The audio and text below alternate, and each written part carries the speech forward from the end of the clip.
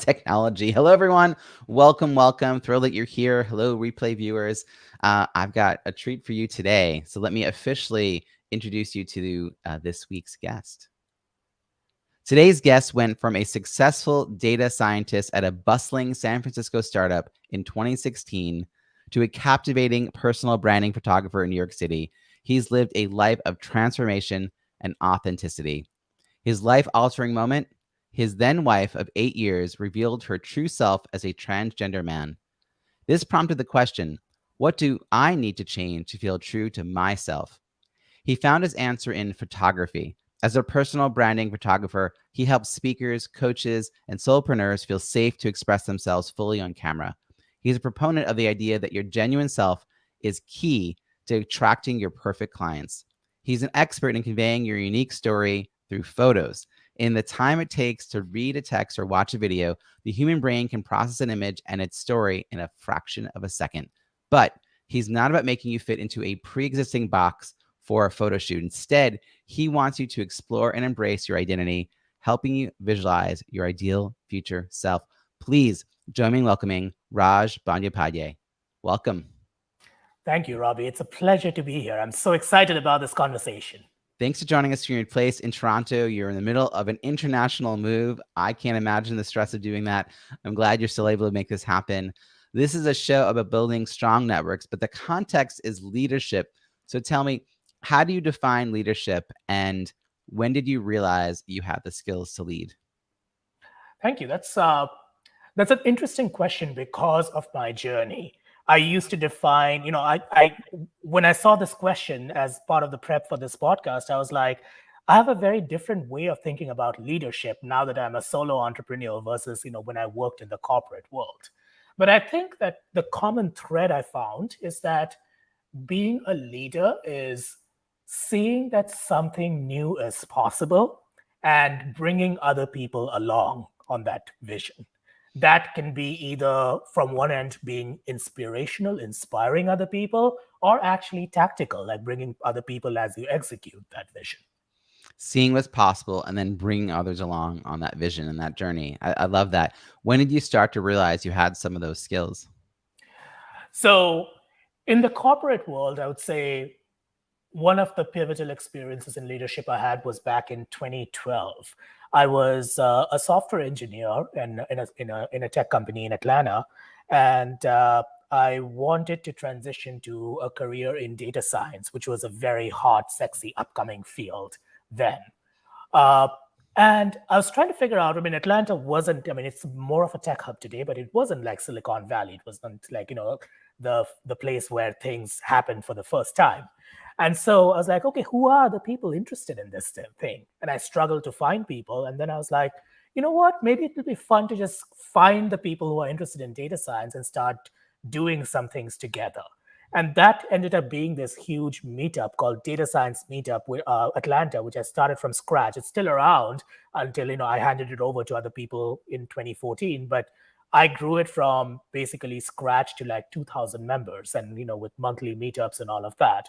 And that was the first time. The lesson I drew from that is sometimes if you don't have the community you need, you might just have to build it yourself. What year was it that you started the meetup? That was 2012, and then I handed it off in 2014. That's quick. So in 2 years, you grew to 2,000 members. Wow. Yeah, because it was a very, in-demand field at that time. It was kind of the right place at the right time for that. And then today, when you asked this question, I was like, how do I think about leadership as a solo entrepreneur, right? Because I'm not working in teams, I'm not leading teams in the traditional way. But I realized that even today as a solo entrepreneur, I do lead in certain ways. And the first way I realized I lead just based on how people talk to me is through my life experience and leading by example of like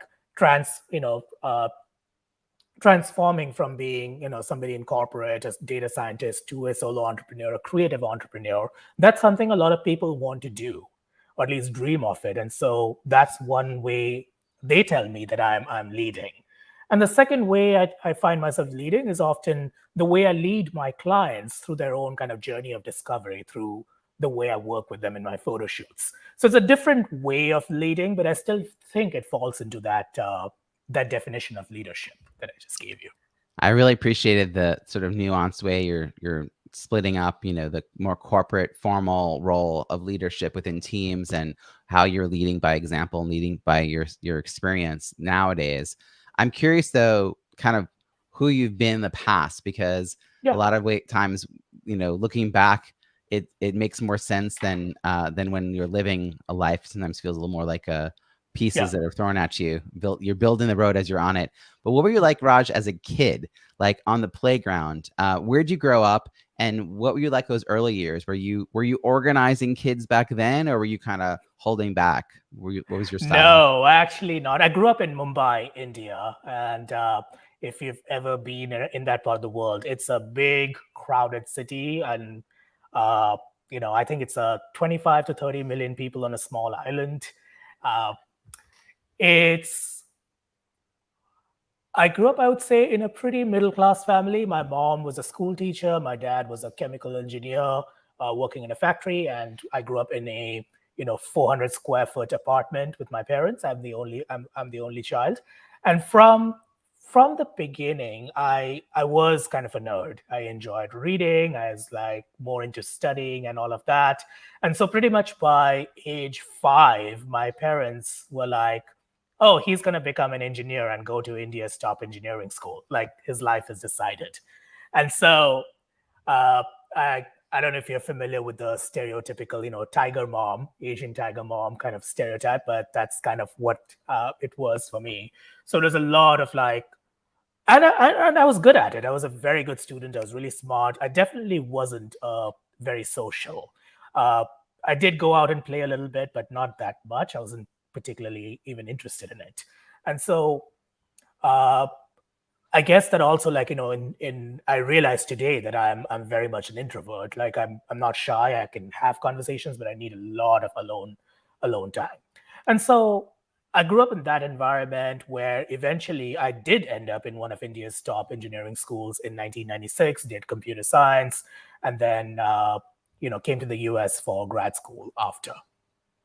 Yeah, I mean, that path, it seems like it was laid out for you at a very young Yeah, age. There was a very clear, linear, like, do all yeah, these steps, and it happened that you enjoyed and did well. You excelled at those steps.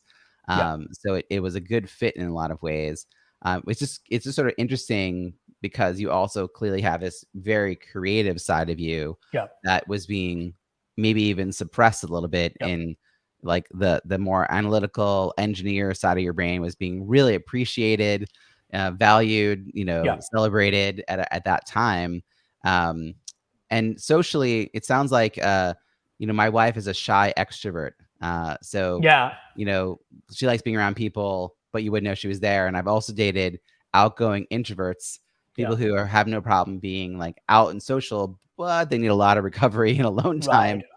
So there are kind of different scales, and it sounds like you're not necessarily shy, but you also reserve your energy for the things that matter Yeah, most to you. So I agree. That would fit.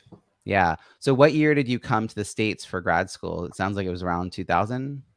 Yeah, I graduated in 2000. Then I came to grad school at Rice University in Houston, Texas. That's a big decision. I mean, Mhm. what led to making the decision to leave home and head over to the States? So complicated, but there were a bunch of factors there. One is I did feel like even as a kid, because I used to read so much, I read a lot of stuff for about every culture, books around the world, from around the world, and all of that, and I really aligned with many aspects of like what you think of as a free liberal kind of society, westernized society. And so I really did want to get out of India and in the particular kind of conservative way I grew up and experience more diversity, more different cultures of the world and so on.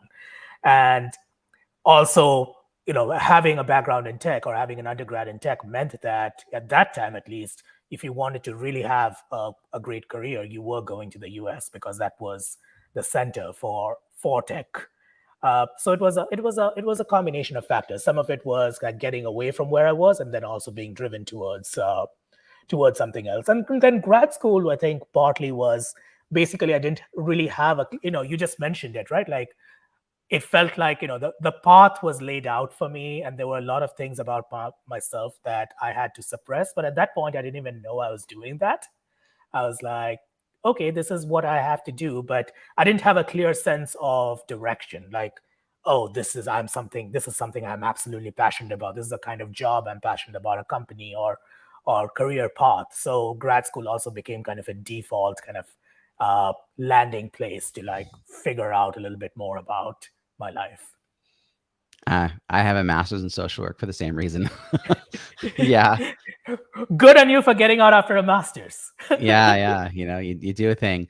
But so that's huge shifts happen because of this Yeah. decision. Again, like a path was laid out at 5 years old. Grad school sort of was part of that, but it also Yeah. gave you a chance to experience, as you described, like a more liberal space, Yeah. because that was the worldview that you were interested in exploring, Yeah. which was different than in contrast, the more conservative space you had grown up in, a more traditional space, perhaps you might describe it Yeah. as. Right. And I imagine you also then met like a wide array of people. Did you Yeah. know LGBT people in India? No, No. strangely enough, it wasn't even on my radar then. I didn't even know it's, and maybe I was very sheltered, I guess, in India, but even in college. And then I went to a college. This is called the Indian Institute of Technology, IIT. It's very prestigious, all of that. But at that time, and I don't think it has changed a lot, but it was like 95% male. And it was very competitive. You're always just, focused on grades and like, getting your next thing. So I didn't even like look that much into dating and relationships, etc. at that time. And the idea of like that people could be gay or like homosexuality or LGBT stuff was just not on my radar in India.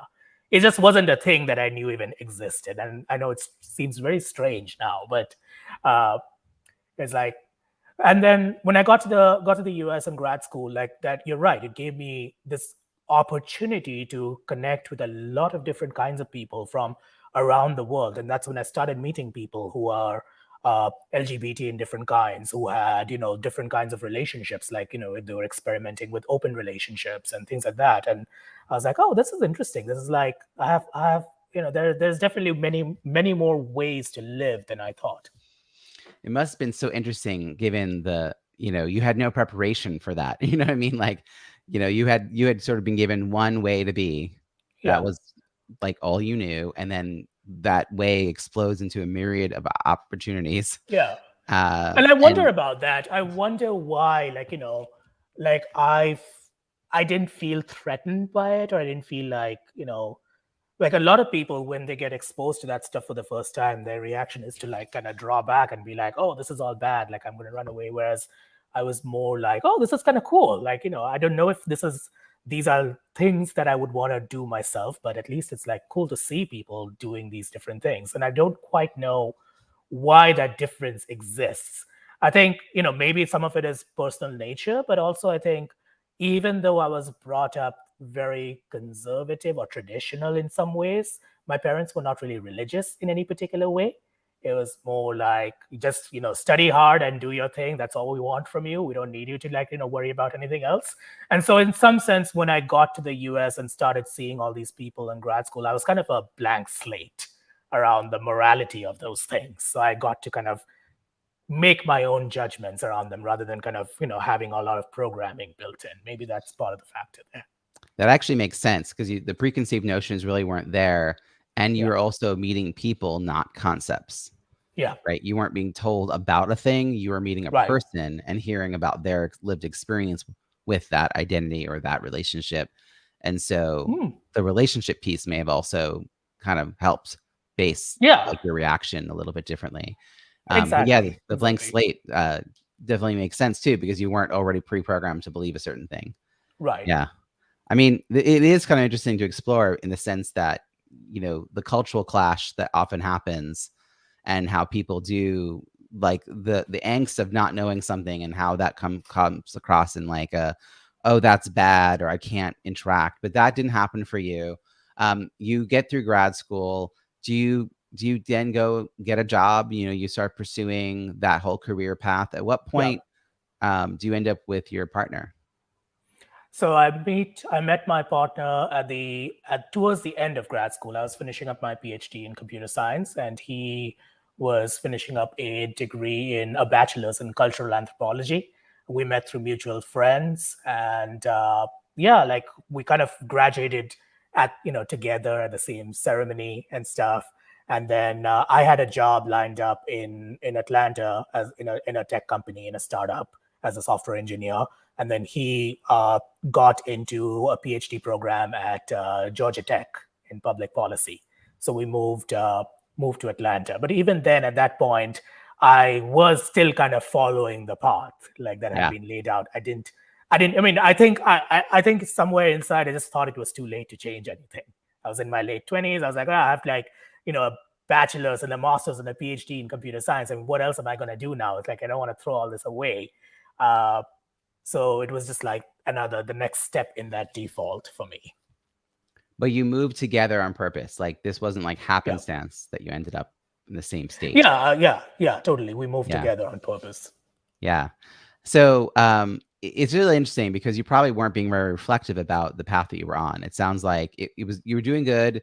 You were doing well in the work you were doing, which in Yeah. itself was the reward you were told to seek. Like Yeah. as from your parents, like it was about getting the right grades or getting the right promotions or doing the right job.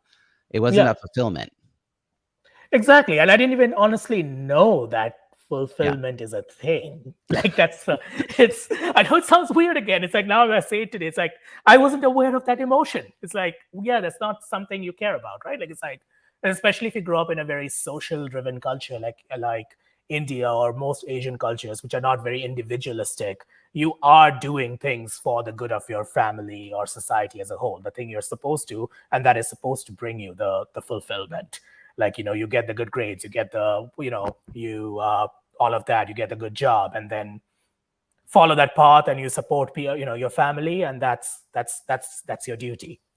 Cultures often have phrases that keep people in line too. And I don't remember the exact one, but there are ones about like, you don't want to be the one that's sticking your neck out Yeah. of the crowd, right? Like, Yeah. if you puff yourself up too much and you're too much about me and your individuality, Yeah. like the culture kind of tamps you back down and puts you back in your place, which is very not the way Americans are raised. Right. Yeah. So it kind of makes sense. Like you have like a worldview that Yeah. you brought into this space and you weren't questioning any of it. I know that your turning point was some conversations that you had with your then wife, now husband. And were either of you connected to an LGBT community at that point? Was that even like, I mean, I know you had met some people in college, but were Yeah. they in your social circle? Was there like a space where some of that was happening? Or was this again kind of an over there and then you were just like living your life? So at that time, it was a bit of like over there and us living our life. Like when we got married, we dated for about 2 years and then got married in Atlanta. Uh, and we, at that time, just looked like any other like monogamous hetero couple, right? And so we didn't really think that it'd be much different from that. My partner did come out to me as bisexual pretty much on our second date. So I knew that that was a thing, but it was still a thing in the abstract. It wasn't something that was like affecting our life on a day-to-day basis. And then given that, I had met so many LGBT people in grad school and had friends and stuff, that didn't really bother me. I was like, okay, whatever, it's a thing.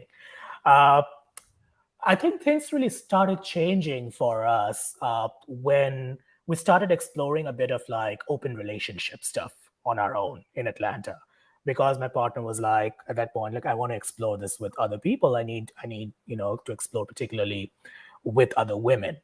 And at that time, again, I had heard about such things in grad school. I knew people in grad school who were like, so it didn't really freak me out. It was like, okay, I mean, this is going to be fun or interesting to see how it goes. And we had some good experiences at the beginning, and also some challenging ones through that. But we gradually started exploring more and more, even in Atlanta. But at that time, at least, and I think it's still true, like Atlanta is not the most open of places to explore that sort of thing. And so we kind of struggled because we didn't really have a community. We didn't know how to talk about it to other people. We did try talking about it to some friends, and we lost some friends because they thought we were like too freaky. So it was a difficult and challenging time, both for us in a relationship, as well as just with friends and building community in Atlanta. Then after my partner graduated, he got a job in San Francisco at a tech company, doing user research. And then I was I was working for a startup in Atlanta. I decided to move to San Francisco because anyway that if you have a tech career, that definitely aligns with anything you might want to do in tech. And so we basically ended up moving to San Francisco in 2014, 15. And that's when things started getting really kind of intense Yeah. around everything. I just want to say again, you're such an interesting perspective, how you're acting, like your cultural upbringing, and your traditional way that you were sort of brought up, and then you're being, there's this way you're meeting all these people in grad school, but it's still not about your life, right? It's about how other people Yeah. live, and you're like, oh, that's interesting, but like you're not threatened because it's not actually about you. It's about the Yeah. people that and that's fine. These people are doing their thing, and then even like someone tells you on the second date they're bisexual, and you're like, yeah, but but you're dating me, and in your mind, like monogamy is sort of a default. So Yeah, that's the exactly. assumption, so none of these things were about you until you both started to explore this idea of Hmm. having things be more open. And your response still seems to be, oh, this is interesting. Well, let's see how this happens. I'm sure we'll learn something. Like, again, like fascinating your reaction, given like you weren't, if you had been raised in San Francisco, I might have been like, oh, that makes sense. Yeah. um, but then, by chance, you both end up in the mecca for both the world of tech, but also for a lot more freedom around Yeah. sexual and gender identity and Ooh. exploration. And you have community there. Like it's Yeah. much easier to find spaces to connect in that way. Um, so that's 2015 or so. Yeah. It's now 2023 as we record this. So you two had been together for about 8 years at the point where, things really started to bubble up. How did it shift from, I'm bisexual, let's explore an open relationship, to like gender identity being part of the Yeah. conversation? Yeah. So I'm definitely going to relay what I've heard from my partner about this. So, because I can't speak for him, but the way I perceived the journey was that we got to San Francisco. We both kind of started, we immediately started finding community, but he was much more a natural at getting into that community. For me, as you said, it was just like at that point, it was still like an abstract thing. It's like, all right, we're kind of playing around a little bit. All right, whatever. But for him, it was much more of a draw. It was like, oh, like there are all these queer people here. There are trans people here. They're like poly, kinky, all kinds of people here. Like, I want to explore all that. And so he started exploring all that much more seriously. And I kind of, for a bit, was kind of dragged along kicking and screaming to this stuff. I was just like, oh my God, this is a lot in a very short time. I didn't even, that's when it's really hit me. It was like, holy fuck, like, sorry, swear word, holy whatever, edit it out. Uh, that's when it really hit me that the menu of options to explore in sexuality, gender, relationships is much bigger than I had ever thought it possible. And that was exciting, but also very challenging to me. I was like, Yeah, I was wondering yeah, when the proverbial hits the fan, because right. it had been like at arm's length this whole time. Mhm. Um, that Yeah, it wasn't really about you, and it's almost like this libertarian point of view, like, yeah, you know, cool on you, but like, you know, I'm over here chilling. And then yeah, it's a really, because you love the person you're with and they're so deeply invested in exploring this, you're sort of brought along with it. Um, and I transitioned while dating someone. They mhm, knew on our first date that, like, they were actually she was very knowledgeable about trans people, mhm, and she had friends who were trans, she's part of the queer community. And she asked me my pronouns, And I Hmm. said, call it like you see it, because that was where I was at the time about it. I was like, Right. I didn't feel definitively like it had to be a thing. I was very much like having fun with it. Hmm. And so, it wasn't like out of nowhere. But then when it finally came for me to say, like, this is a thing I'm going to move forward with, that's when it, like that moment of it hits the fan. Like, that's Yeah. when all of her personal feelings, like in abstract, she was Yeah. completely comfortable with it. Yeah.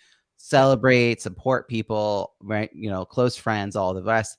Then it was about her and like the concerns that she might have about what happens Yeah. next.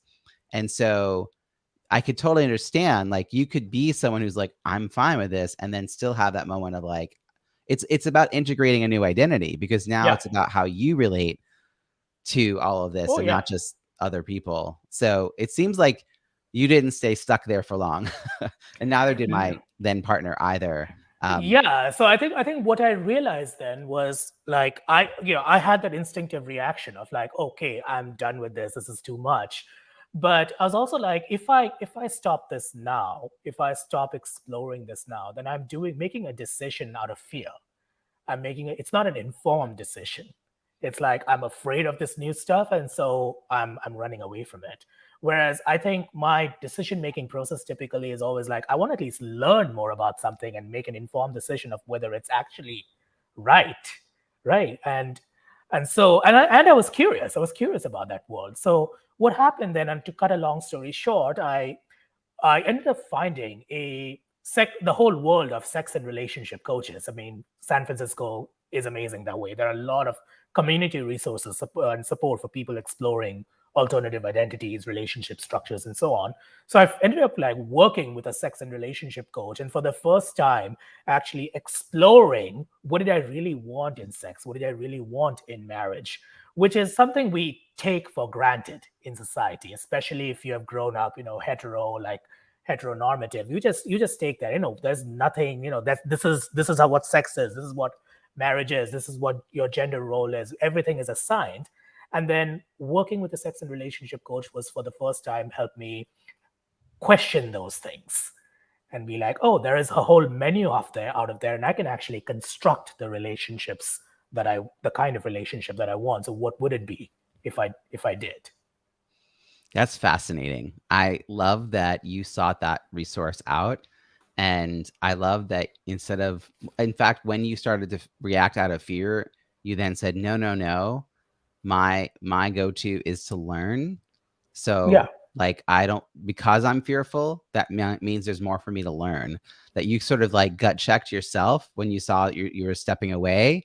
You were like, wait, no, like, don't do that. Like, learn. And then you had the resources to go explore what that meant for you. And what you just said about all those things being assigned to us, Yeah. our gender roles and expectations, like how a marriage is supposed to be or a relationship is supposed to be, like, all of these things, like our sex assigned at birth, right? All these things that are assigned to us, and all the meaning, right? Like, it's not Yeah. just the assignment, but it's like all the meaning traditionally imposed on us.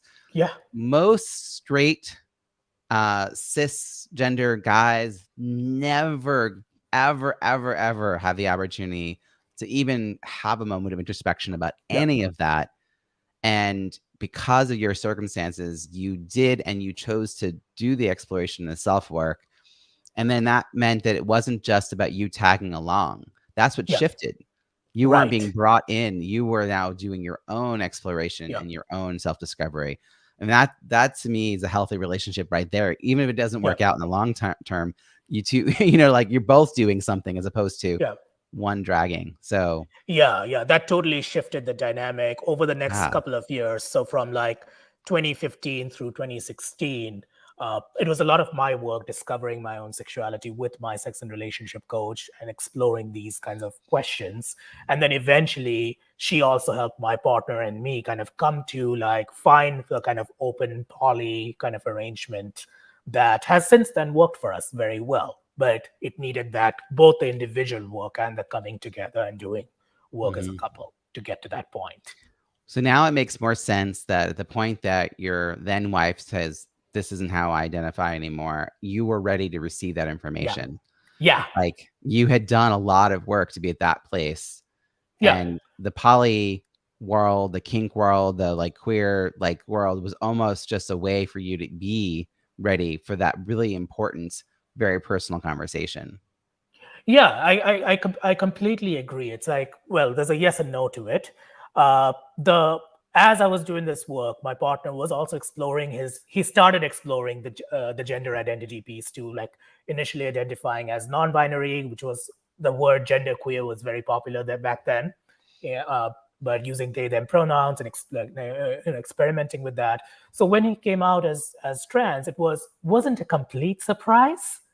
Mhm. Uh, and but then it was still like, oh, this is another big change, and this is something to process.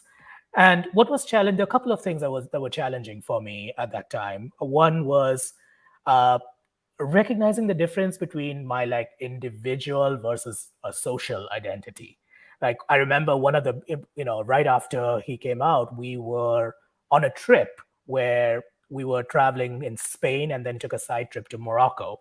And we were on this little plane from Sevilla to Marrakesh, and where at some point I just had this realization like, oh, if my partner transitions and then starts doing like medical transitioning, a couple of years from now we're going to be perceived as a gay couple traveling in a Muslim country.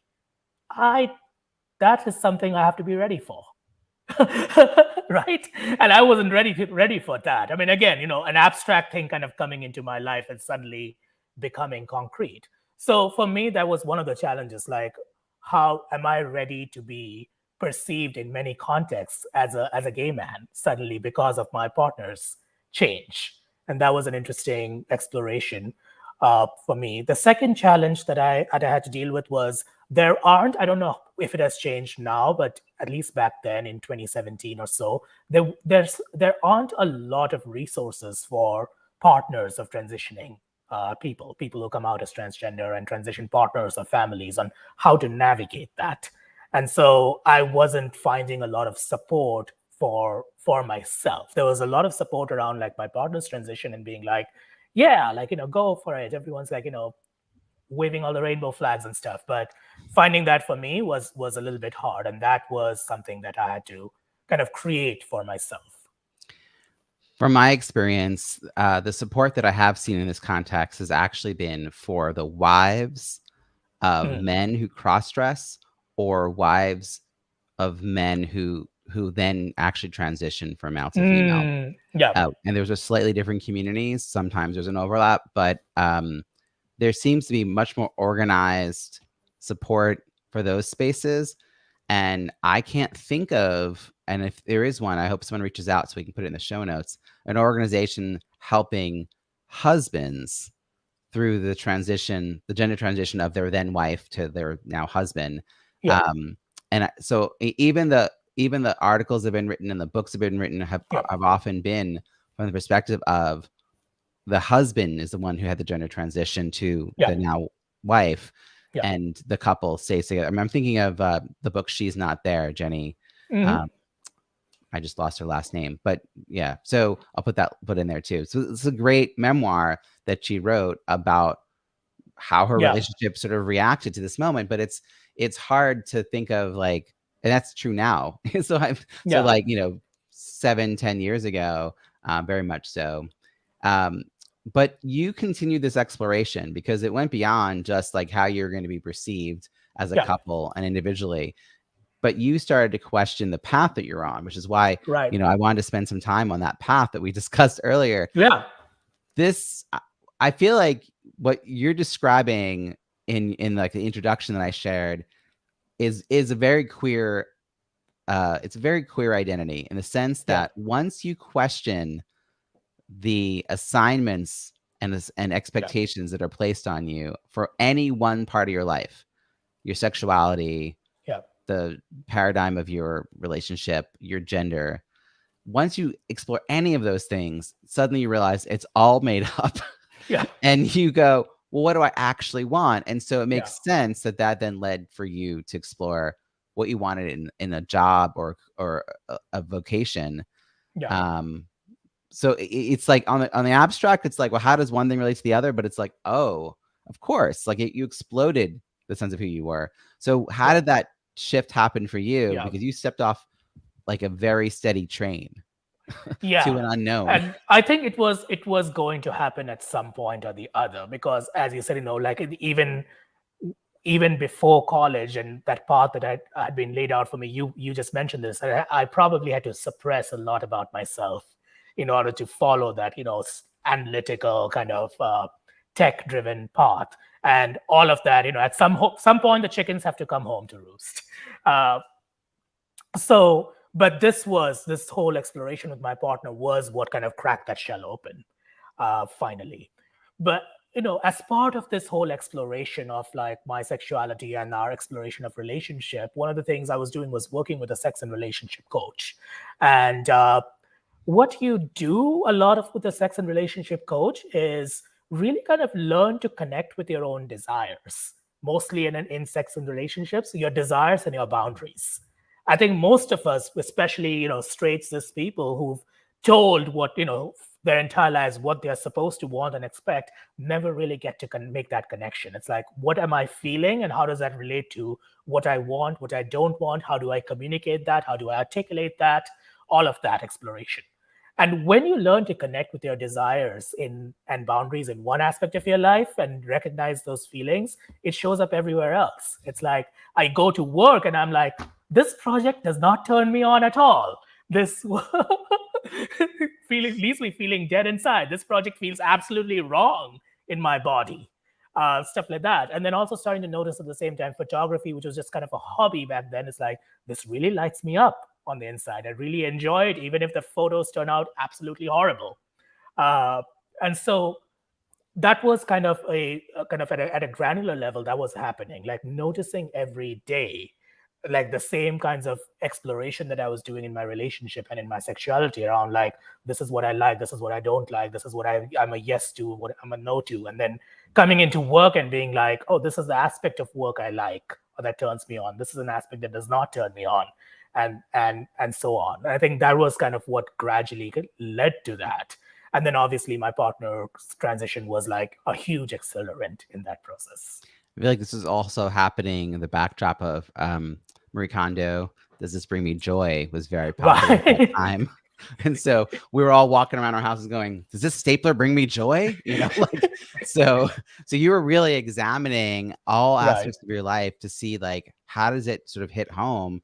Like, Yeah. does it make your heart sing, or does it Yeah. make you want to be like, oh, Yeah. And so the creative side started to become a bigger and bigger part of not Yeah. just what you did, but also how you identified. So you Yeah. hadn't previously identified as a creative person.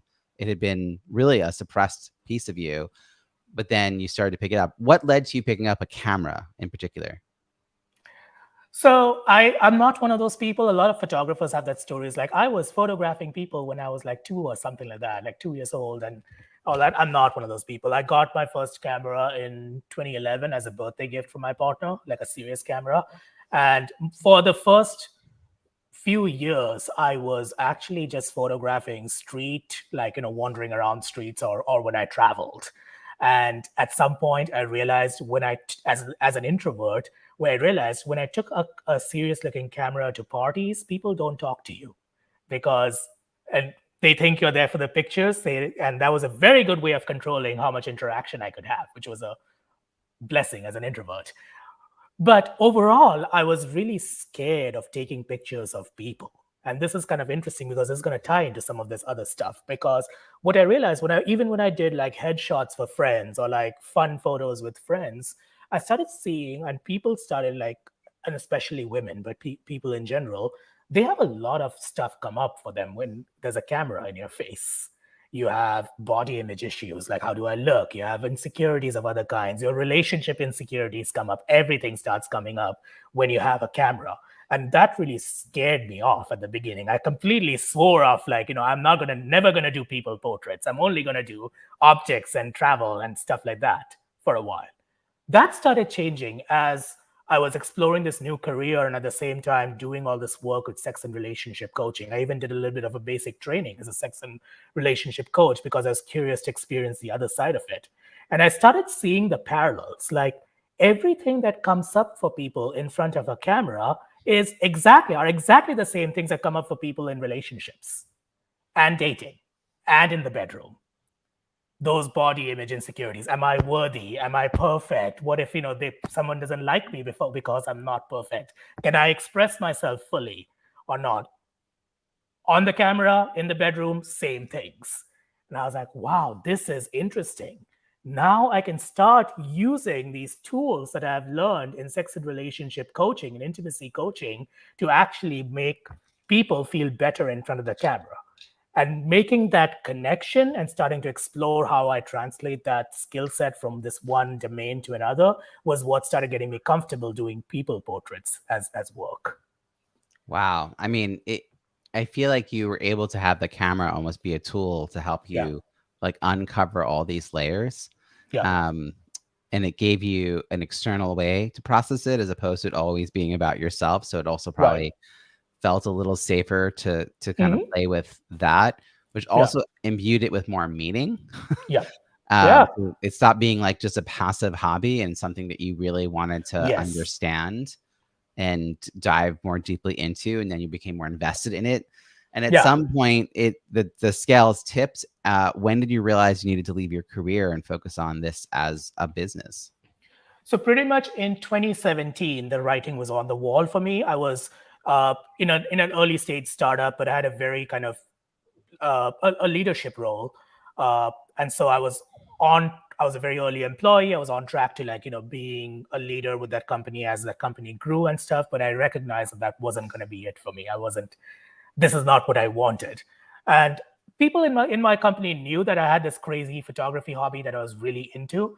So, but one day I was able to go in and negotiate with the founders of the company and say, hey, I don't think I want this path, but I also know that I'm in I'm in an important role in this company and it's very early, so I don't want to leave either. Can we negotiate a part-time arrangement where I work 3 days a week, so I have time for this to build up this second career that I'm dreaming about? And fortunately, they were very supportive. Everyone in my company and their company was very supportive.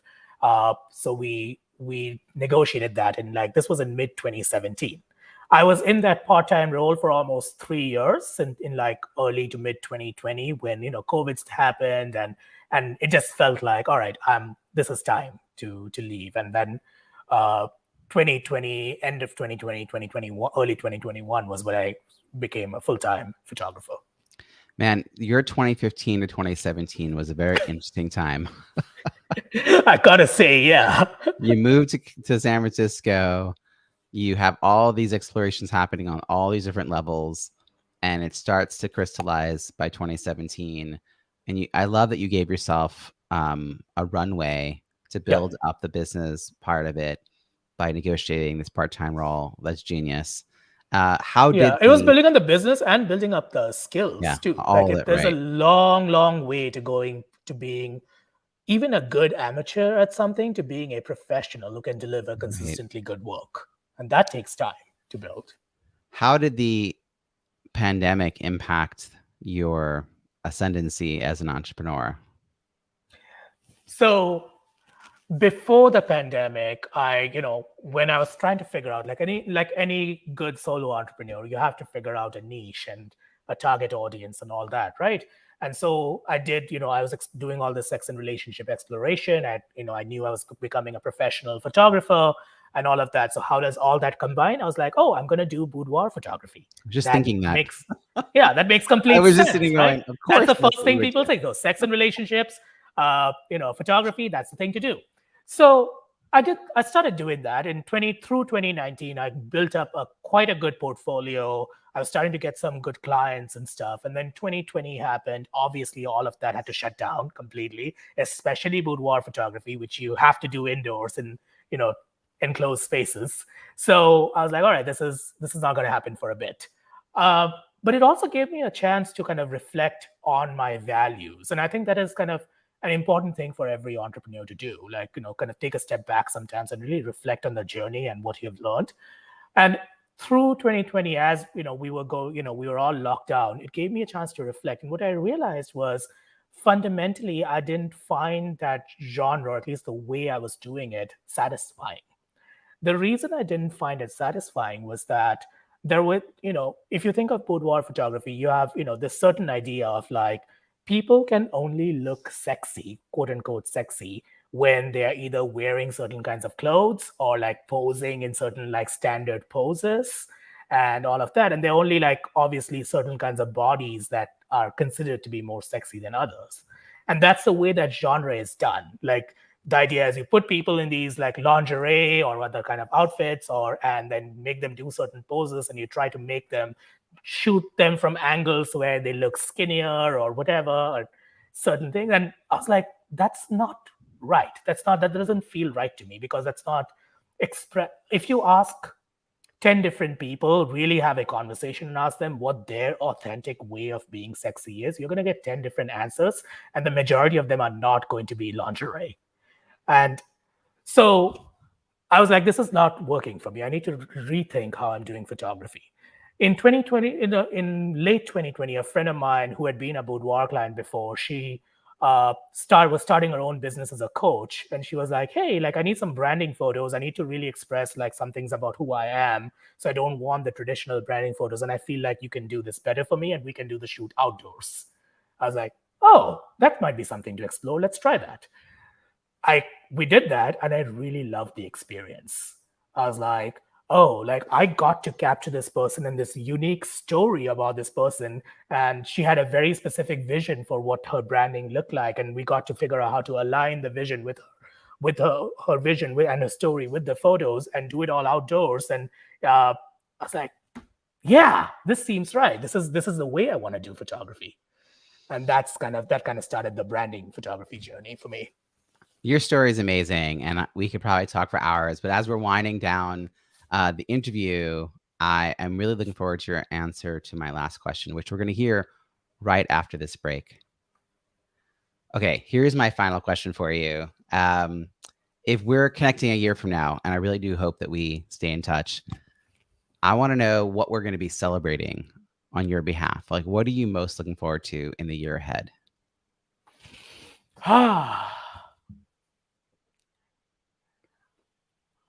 I am looking forward to having, let's see, how can I phrase this? I want to change people's ideas of what a personal brand is. I want people to see personal branding not as a way that they have to go out and look perfect in some external metric, or like look, fit a certain box. I want them to know that they can be who they are exactly and still have a kick-ass personal brand. And I want more and more people to embrace that idea, and I want to be part of a community of people that embraces that idea. Love it. I love it. And I can't wait to help you celebrate all of that success. How can people find you and follow your work? Yeah. So my website is seriesaphotography.com. That's the name of my business. And I do have a thing I want to give away. Oh, cool. Yeah. So if you go to my website and go to series, and this will be in the show notes, seriesaphotography.com/free brand audit, free-brand-audit. And, the link will be in the show notes. You can book a free 30-minute brand audit with me. And this brand audit is not about me telling you like your brand sucks in these ways. That is not the way I work. But it's going to be more about like, I'm very good at exploring, because of all the work I've done, recognizing and being in connection with emotions that I experience.